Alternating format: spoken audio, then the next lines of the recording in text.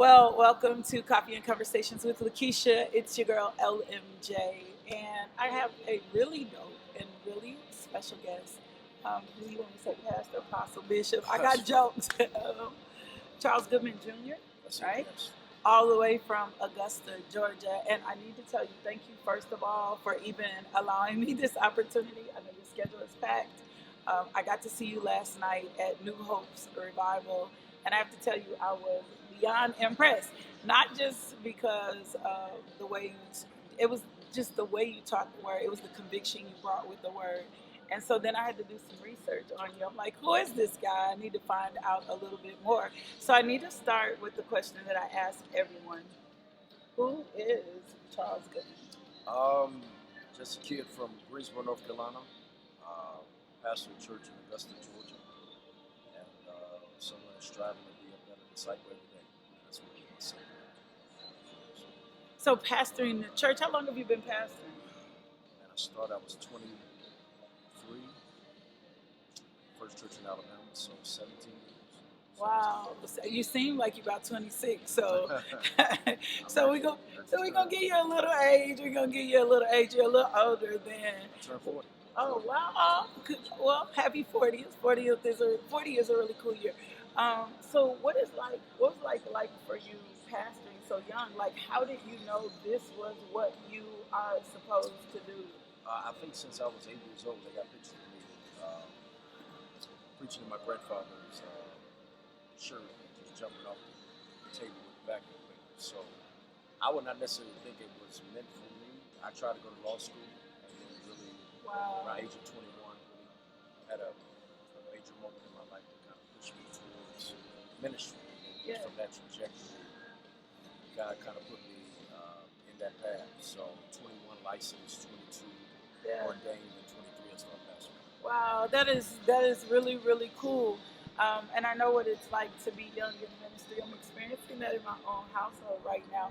So, what are the kind of things you've done to keep yourself together? I know you were going to talk about a little bit about that moment. I know you had the moment, but when you young and you pastoring and you trying to find your niche, that's a big step. What kind of things do you do to keep yourself together? Well, I would admit, I think early on I was more professionally mature than personally mature. Mm, that's good. I could lead people, but I was still trying to navigate life as a young man. So, Yeah.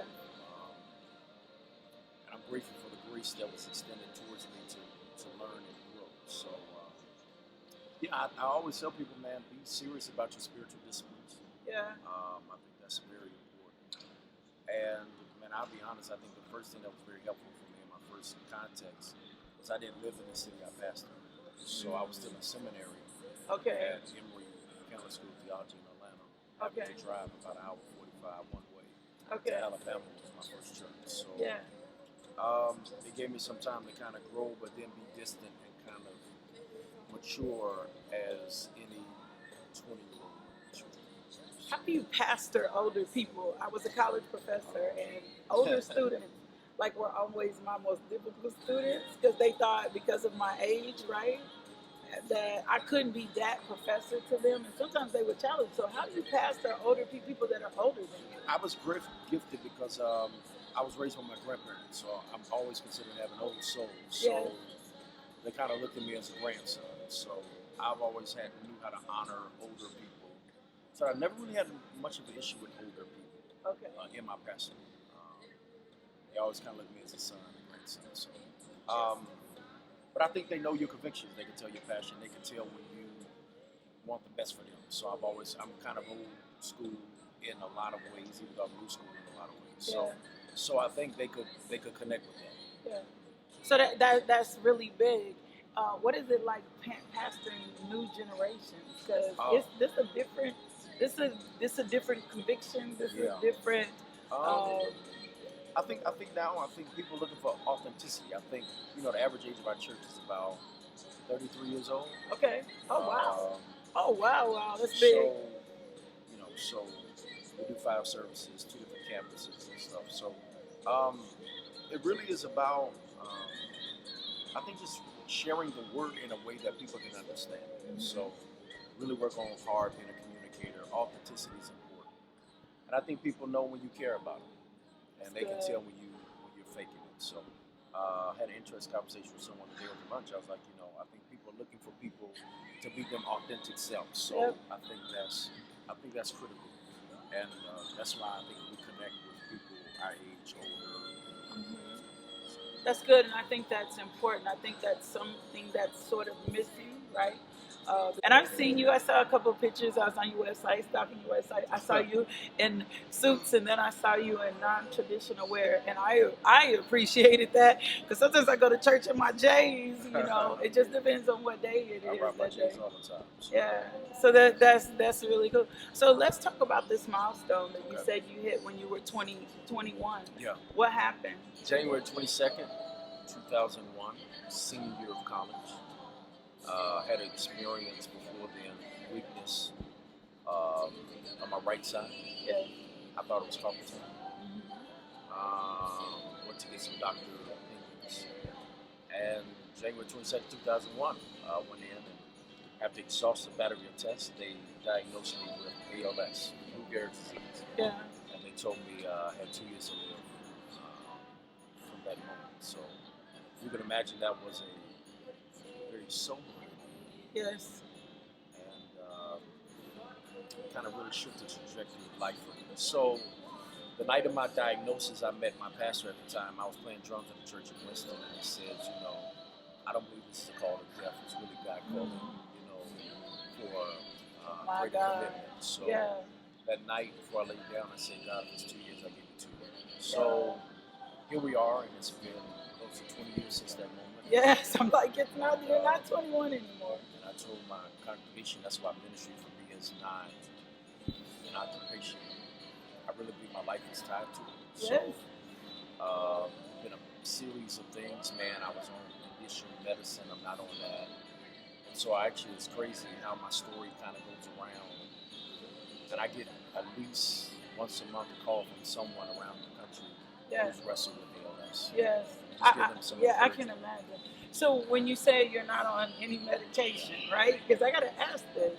So what do you mean? Did you take yourself off the meds? Did your doctor take you off your meds? At this point, because ALS is supposed to be a progressive disease, there really is no cure.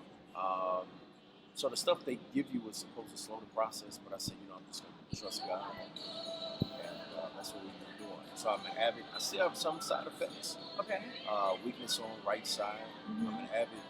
I'm in the gym almost every day when I'm settled, because I think that's incorporating for bodily strength. But other than that, man, just a heavy dose of prayer and faith, and God has kept me thus far, and I hope to continue to keep doing what I do. How'd you get your faith there? Because to not be on medication, to get what someone would consider a death sentence, right? And then to just persist in faith. Did you ever have that moment where, I know you said, okay, 2 years, I'm going to give you the best, God, but have you ever had those moments where it's like, I don't know, has the pain, the pressure, what's interesting? I really believe after years that one of my spiritual gifts is faith. So it was not hard to believe for me. Okay. I don't know if I ever doubted as much as I didn't know how the process was going to be. Yep. I never doubted God was going to bring me through, but I didn't know what the process was going to be. And even if it was true at that time, I would like to live longer. But I just said, God, I just trust you. So I think that's one of my spiritual gifts. So I don't get frazzled when it comes to believing God. That's been one of my favorites. I've seen a lot in my life, so I just kind of trust God. Yeah. So, as being a person, are you an advocate for ALS? I know you I've done a few things. It's interesting. I did a walk. It's been a long time, and I get those calls. I did the thing for 700 Club. I did some local stuff, but I haven't said that I've done a national advocate. Yeah. There's some things I think they're flying me in.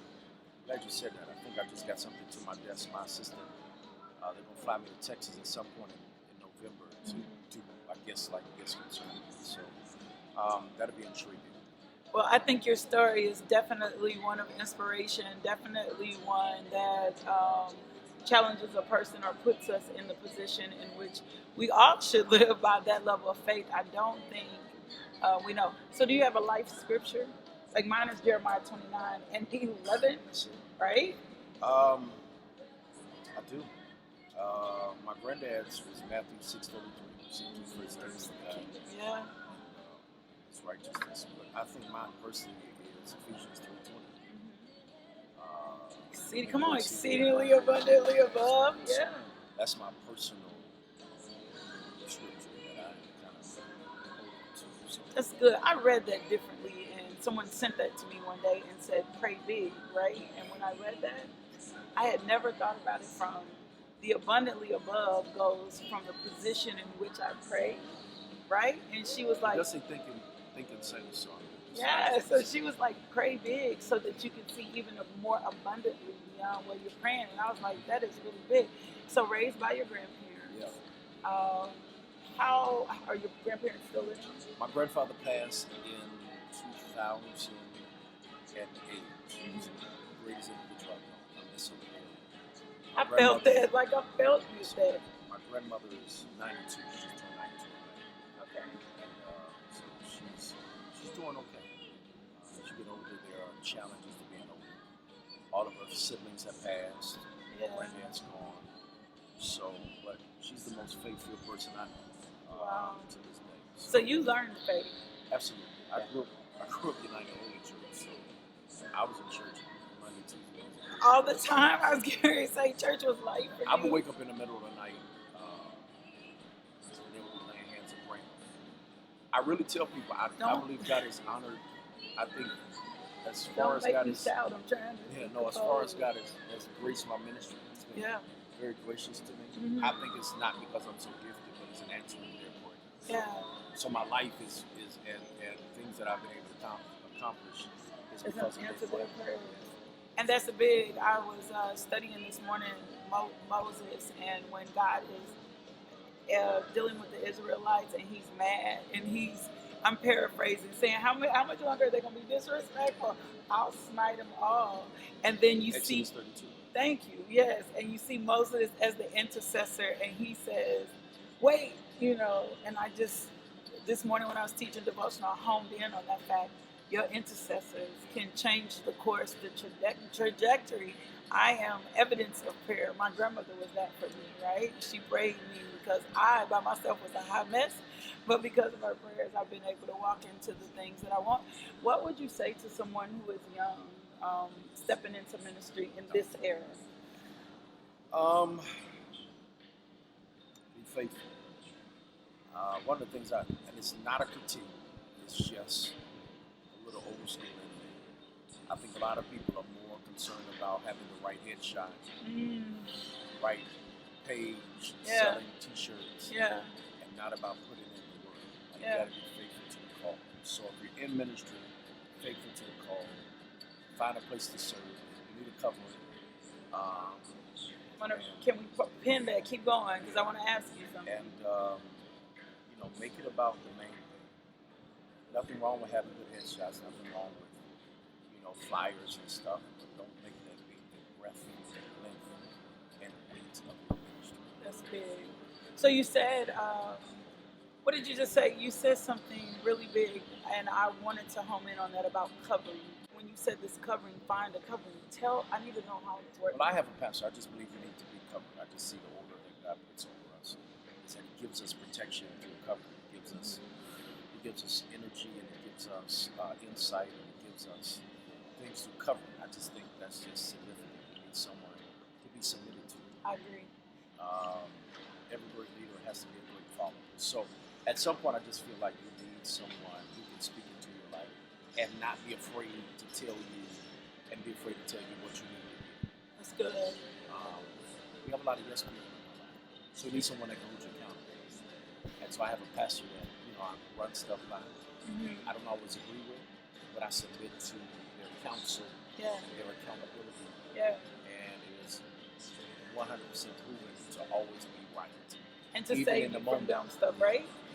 We're prone to do dumb stuff. Yeah, and I submit, right? I serve at the church. I have my apostle, my pastor, I serve under them. So let's talk a little bit about It's Complicated. Okay. I bought the book. I have not read it. It's in my bag. It's going on my list of read. Okay. And I got tickled by it because I almost changed my relationship status on Facebook. It's complicated just because it is for me right now, and not because I'm dating or anything. It's just even where I am right now and just my beliefs. So tell us why you wrote It's Complicated. That's interesting. I wasn't gonna write it. Oh, wow. First of all, I was working on a leadership book, and my publisher was like, "You need to do something on relationship." So it was almost like, okay, I had done some stuff for my church. Every May, I do stuff on family and relationships. Mm-hmm. So I had a series that I had kind of put together, and they were like, "Just think about what you did." So I sent it. They reviewed it. They said, "Man, this could work." I was getting ready to preach Hampton's Ministers Conference. So like, you probably want to try to get this out before Hampton. So I was like, cool. Now, I didn't know if I had anything to say, but I realized most people want to talk about relationships. And me being single and a man, a lot of people, your perspective is kind of refreshing to hear it differently, because my aim in the book is not advocating per se that everyone gets in a relationship. What I am advocating is self-awareness, that it will be helpful to be productive in a relationship. Most people don't know that we're different. Men and women are different. Yes. So the challenge is, a lot of times that I hear in my years of counseling and spiritual guidance, is people who are frustrated over simple misunderstandings of what the other person is. Right? What they're saying. Men and women are different. We think differently. We operate differently. And that's why we struggle with agreement and growth and communication. Oh, that's big. That's really big. So yeah. that's really the aim of the book. I have a couple other pieces in there for marriage and for those seeking dating. I kind of raise up some, what I hope are some biblical principles for how to choose, because I think that's important. But I think we just don't know how we relate to one another. That's big. And I so agree. I think that's the challenge. Men are different, women are different, And I really got a lot of the info from that book, Spaghetti. Women are like spaghetti, men are like waffles. I have not read that. Yeah. I'll have to And get I think that. it's very powerful and very, I think it's right on, actually. So let's talk a little bit about dating. I'm not saying I don't or have never dated. I'm saying I don't necessarily know that I believe in dating because there's no courtship. Yes, and I'm not saying I just know there's no biblical construct for dating, right? And I presented Different it. context. I'm just saying. I just did. Don't get me right here. We'll have to have later. No. So I challenged. I taught the singles class last night, and I challenged them to investigate more about dating, because the word I used was I asked them. I said, "Who taught you to be single?" And no one in there had an answer. No one ever. People taught us how to date. And I said, well, then find the biblical context behind dating. And I'm not saying, but no one was like, I can't take it to the scripture. So I need to challenge you, because you brought this up. What's the biblical context in dating? How do we put dating in when I can't think the word find... dating is more contemporary. I will say there is an idea of courtship that is probably more biblically laced than our context today. But once again, it's the Bible's context is so different from ours. I mean, they had arranged marriages. Yeah. There was no such thing as what we consider dating. So are you saying dating is more cultural? It is cultural, absolutely. And I do think, honestly, dating from our perspective is about exploration more than it's a fact finding. Because the truth of the matter is, we'll be totally honest. Culturally, we date how the Bible says you should be married. So that whole, that's the fine line. A lot of stuff. That's why I think people struggle when they make the transition from dating to marriage, is that for some reason they assume that something's going to be different. Not really. If you want to be honest, you really were acting married. Now you're married and you're expecting something. So I think it's just a lot of more nuance to that. So I always say get married, then date. The person is in That's my... an interesting Yeah, concept. I always say... But you need to know who the person is. I get it. It's cultural. I understand why that is. Because, we're in that culture where you need to, if you're figure out are we compatible, whatever Yeah. that means. How do you do that without making it look like the context of marriage? You know, Because for me, there's I'm two. single, so it's I know, so me it's too. hard So to. I get it. I think honestly, Genesis, that story, and I put it in my book. I talk about how God created this moment for Adam. Right. First thing, Adam had to find purpose before he had Eve. Right. My God, He had yes. a job. Yes, yes. Then he says, "All right, I'll give you dominion. Now I need to know if you have discernment." So Yeah. he let all the animals out, and he said, "Name them." Right. Mm-hmm. This is a cat. This is a dog. This is a cow. Right. Mm-hmm.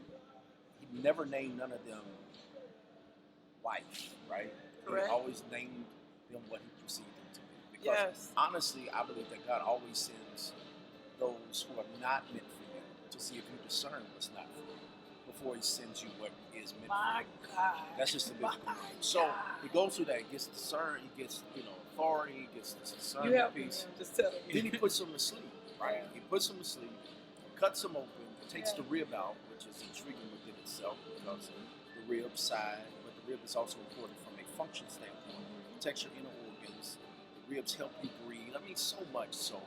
And he creates and fashions this woman without the help of Adam, and then wakes him up for him to recognize what God had put in his life, right? Which is always interesting. So all this stuff takes place without the aid of Adam, right? And once God could trust that he knew what not to choose, I'll bring you what you need.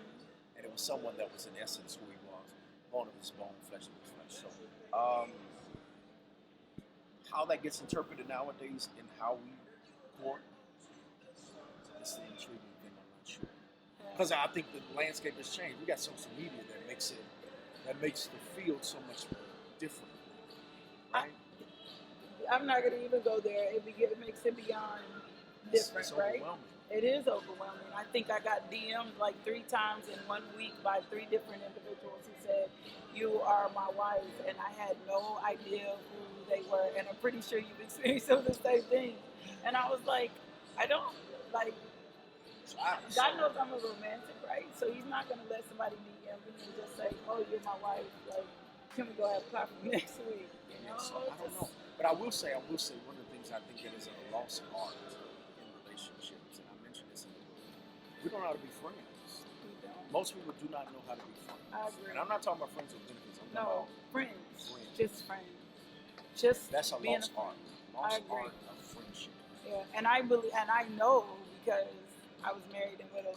Friendship is what sustains through the bad times. And when people ask me all the time, "How did you make it those last 2 years?" How it was the friendship that sustained the relationship that kept us in those pressing moments, laughing, right? Even into the point when my husband was making his transition, I looked at him and I said, "If I had to do it all over again, I would." And he said, "I know." And he said, "Now go take that ponytail out your head," because he didn't like for me to wear my hair pinned up, right? But that was the humor between us, and that was like the last words he would say to me. Take that, and that for me set the context of what our relationship was like, right? Gotta be friends. Yeah, definitely gotta be friends. So we're rounding up, and I am so grateful for your time with us. We always ask our guests to leave us with a nugget. So is there anything that you want to share with them before you go? Keep the faith. At the end of the day, keep the faith. And connect to a local body. Get some covering. Get some covering. That was big. You're gonna make me have to study that. Well, I appreciate you. Thank you so much. And I would need you to do me a favor. We're gonna get you connected and all the information so that you can get his book. It's complicated. I cannot wait to dive in and read this. I will. I'll let you know. I noticed too on your social media, on your Instagram, you don't follow anyone. I'm a leader, not a follower. No, honestly, I'm doing away with all the people. No. For me, social media is a billboard, not a platform. That's good. That's so big. It's literally just expressive out. I don't want to get caught. Social media can be very intoxicating, and I just prefer. It's just a billboard. It's not. I'm trying to. That's big. Well, thank you guys for tuning in today. It has been amazing. Thank you. Thank you, man. Pray for us. We got it, bro. Thank you for tuning in to Coffee and Conversations with LaKisha. For more information, log on to our website, LaKishaMJohnson.com.